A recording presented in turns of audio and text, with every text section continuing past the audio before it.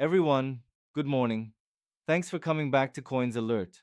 I hope everything is going well for you all while I quickly reset my camera. I hope your weekend is off to a great start. After everything that happened last week, Friday into Saturday, I guess it's a better start to the weekend than last weekend.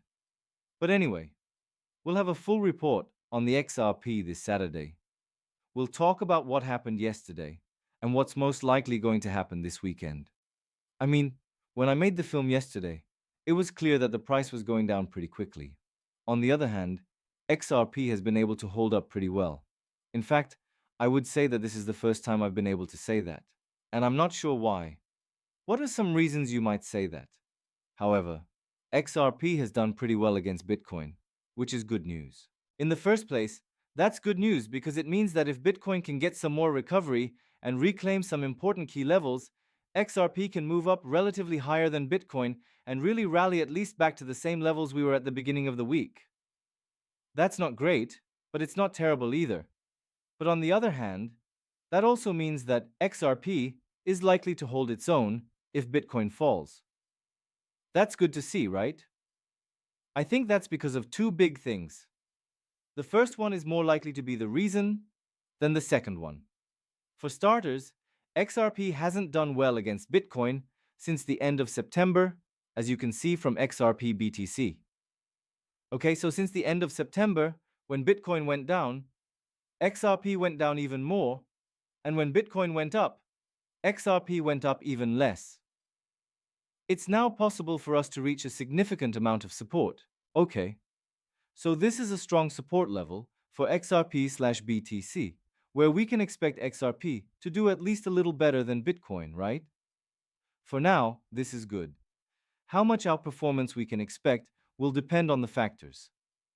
Besides that, I still think you shouldn't forget about the news we got 2 days ago. I still don't think that Ripple's current strategy of buying other companies and combining crypto technology with their own technology is fully priced in. I believe that this will have a big impact on XRP in the long term, as it will have a big impact on Ripple and therefore on XRP. And that could last for a long time. It could be months before that's priced in or before we see some bullish movement because of it. I would at least say that if you look at the last time, we were in this range from the end of November to the end of June before we got back into this range now. We're still in the same band. I would say that both Ripple as a company and Ripple as a thing have become more valuable. In that way, I think you have to be a little bullish on XRP when we talk about the long run. That being said, there are also things like inflation and the quantity of XRP. That's not so cool, right? We won't talk too much about that long run right now, though. I still think XRP will go up. However, in the short term, as I already said, there are two main reasons why XRP is doing better than Bitcoin. This is why XRP has been able to hold its important support level right here at 2.2 and 2.15. Also, I think I said in my video yesterday that I think that level is most likely going to hold. That means you were ready for this. I would also say that we've been able to do that after a basic recovery. When I say fundamental recovery, I mean that stocks are getting better. We were able to recover this level with the value area low of all the price action over the last week, and I'd say it was done with pretty good volume.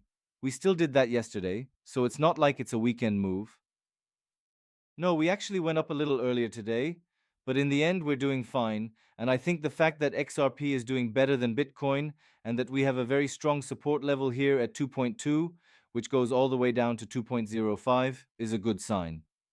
But I don't think 2.05 will be reached anytime soon because third, principles are also slowly getting better. I think it's likely that XRP will be able to get some more recovery or at least some more steadiness. That means that prices will move around more between 2.35, 2.3, and 2.25. After that, I think we'll move on to the 7-day moving VWE and those fair value gaps in the value area.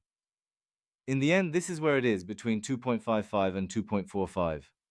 That's a bit much to break above. Do I believe it's possible? Yes. But I will also list those basic things. It's important that we hear some simple good news. We can do that and talk about that later, but I think this is all you need to know right now. Thanks to everyone who watched. Have a nice day, and bye.